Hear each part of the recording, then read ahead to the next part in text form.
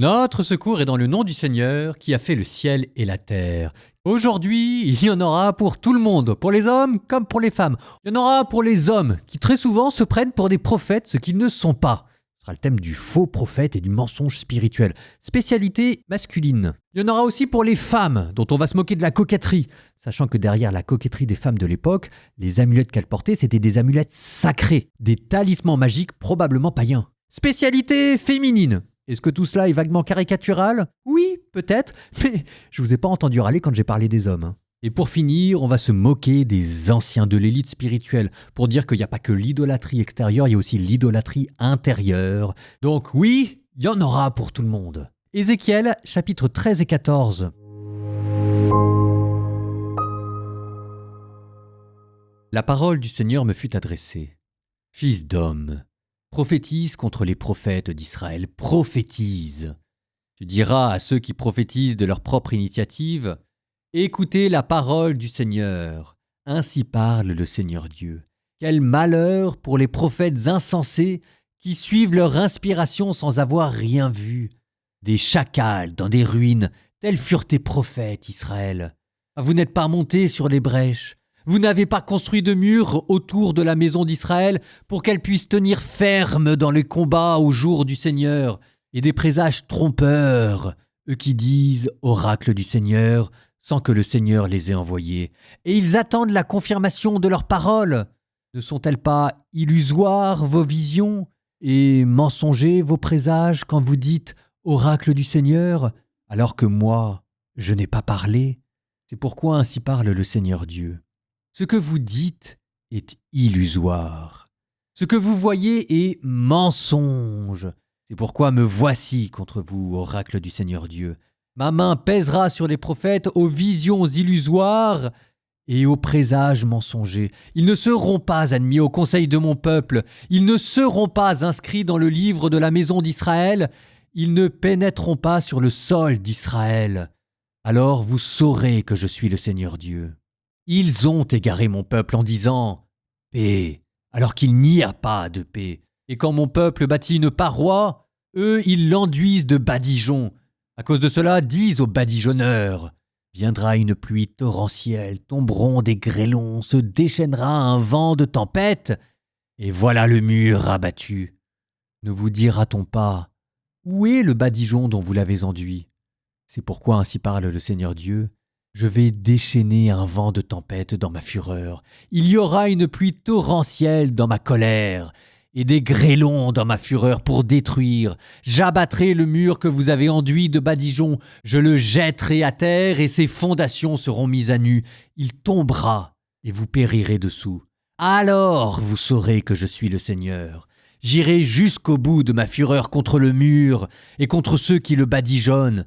Je vous dirai... plus de murs, plus de badigeonneurs, ces prophètes d'Israël qui prophétisent sur Jérusalem et qui ont pour elle une vision de paix, alors qu'il n'y a pas de paix, oracle du Seigneur Dieu. Et toi, fils d'homme, dirige ton regard vers les filles de ton peuple qui prophétisent de leur propre initiative et prophétisent contre elles. Tu diras, ainsi parle le Seigneur Dieu. Quel malheur pour celles qui cousent des cordelettes à tous les poignets, qui fabriquent des voiles pour les têtes de diverses tailles afin de capturer des vies. Vous capturez la vie des gens de mon peuple et vous voulez conserver la vôtre. Vous me profanez devant mon peuple pour quelques poignées d'orge et quelques morceaux de pain, en faisant mourir des gens qui ne doivent pas mourir et en faisant vivre ceux qui ne doivent pas vivre. Ainsi vous mentez à mon peuple qui écoute le mensonge. C'est pourquoi ainsi parle le Seigneur Dieu. Voici que je m'en prends à vos cordelettes avec lesquelles vous capturez les vies comme des moineaux. Je les déchirerai sur vos bras et je libérerai les vies que vous avez capturées comme des oiseaux. Je déchirerai vos voiles. J'arracherai mon peuple à vos mains pour qu'il ne soit plus une proie dans vos mains. Alors vous saurez que je suis le Seigneur. Vous avez troublé le cœur du juste, alors que moi je ne l'avais pas inquiété. Vous avez fortifié les mains du méchant pour qu'il ne renonce pas à sa mauvaise conduite afin de retrouver la vie. À cause de cela, vous n'aurez plus de visions illusoires et ne ferez plus de présages. J'arracherai mon peuple à vos mains, alors vous saurez que je suis le Seigneur. quelques-uns des anciens d'Israël vinrent me trouver et s'assirent devant moi. Parole du Seigneur me fut adressée. Fils d'homme, ces gens-là ont exalté en leur cœur leurs idoles immondes. Ils placent devant eux ce qui les fait trébucher. Vais-je me laisser consulter par eux? Parle donc. Tu leur diras, ainsi parle le Seigneur Dieu. Tout homme de la maison d'Israël qui exalte en son cœur ses idoles immondes ou qui place devant lui ce qui le fait trébucher, s'il vient ensuite trouver le prophète, moi, le Seigneur, je lui répondrai en personne, d'après le nombre de ses idoles immondes, afin de saisir au cœur la maison d'Israël. À mon égard, tous sont devenus des étrangers à cause de leurs idoles immondes. C'est pourquoi tu diras à la maison d'Israël, ainsi parle le Seigneur Dieu. Retournez-vous, détournez-vous de vos idoles immondes, de toutes vos abominations, détournez vos visages. Soit un homme de la maison d'Israël ou un immigré établi en Israël. Il se sépare de moi, il exalte en son cœur ses idoles immondes, il place devant lui ce qui le fait trébucher et il vient demander au prophète de me consulter pour lui. Moi, le Seigneur, je lui répondrai en personne, je porterai mon regard sur cet homme et j'en ferai un exemple proverbial. Je le retrancherai de mon peuple. Alors vous saurez que je suis le Seigneur. Et le prophète, s'il se laisse séduire et prononce une parole, c'est moi, le Seigneur, qui l'aurai séduit. J'étendrai ma main contre lui, et je le supprimerai du milieu de mon peuple Israël. Ils porteront leur faute, la faute de celui qui consulte, comme la faute du prophète, pour que la maison d'Israël ne s'égare plus loin de moi et ne me soit plus rendue impure par tous ses crimes. Alors ils seront mon peuple, et moi je serai leur Dieu, oracle du Seigneur Dieu. La parole du Seigneur me fut adressée. Fils d'homme, si un pays péchait contre moi en commettant l'infidélité, si j'étendais la main contre lui, détruisais sa réserve de pain, lui envoyais la famine, en retranchais hommes et bêtes, et si dans ce pays il y avait 3 hommes, Noé, Daniel et Job, alors eux, par leur justice, sauveraient leur vie, oracle du Seigneur Dieu.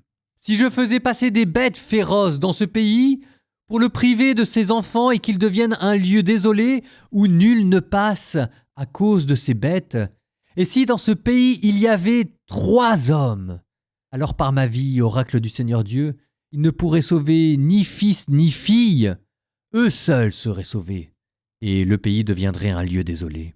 Ou bien, si je fais venir l'épée contre ce pays, si je disais que passe l'épée dans ce pays, qu'elle en retranche hommes et bêtes, et si dans ce pays il y avait 3 hommes, alors par ma vie, oracle du Seigneur Dieu, ils ne pourraient sauver ni fils ni fille, eux seuls seraient sauvés.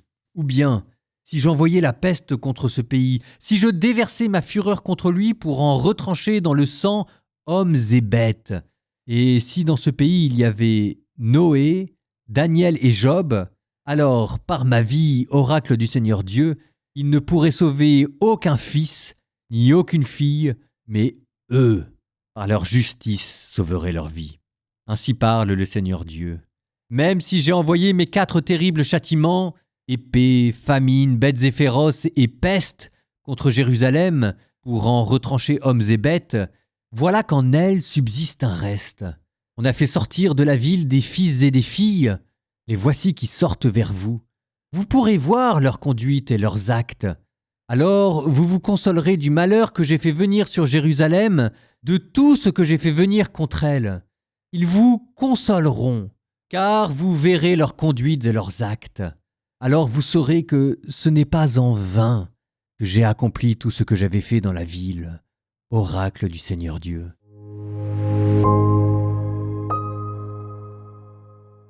On vous a parlé de 4 châtiments, la famine, les bêtes sauvages, l'épée, la peste.